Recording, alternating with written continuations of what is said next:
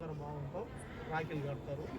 మీరు వాళ్ళని డిసప్పాయింట్ చేయకుండా ఎవరు కట్టుకోళ్ళు మీరేం గిఫ్ట్లో ఏమేమి వాళ్ళని మీ బ్లెస్సింగ్సే వాళ్ళకి ఆశ సరేనా.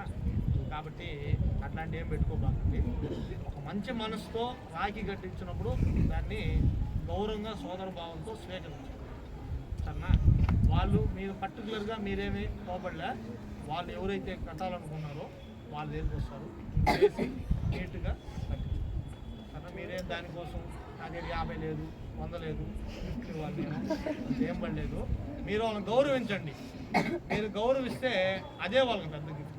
ఇక్కడి నుంచి బయట పోయినా చెప్పుకోవాలి వాళ్ళు, మేము పలానా అకాడమిక్ ఇయర్లో మేమంతా కలిసి చదువుకున్నాము, అబ్బాయి మాకు చాలా హెల్ప్ చేశాడు, నోట్స్ ఏమైనా కావాలో తెచ్చిచ్చేవాడు, ఇట్లా గొప్పగా చెప్పుకోవాలి.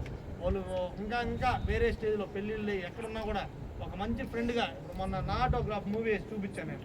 ఫ్రెండ్ అందరు తన లైఫ్లో అన్నీ రివైన్ అవుతాయి. ఒకసారి ఒక్కొక్కరు పోయి కార్డు ఇస్తాడు ఇంటికి పోయి, విమల అనే క్యారెక్టర్ వస్తుంది, తర్వాత ఎవరో వస్తుంది,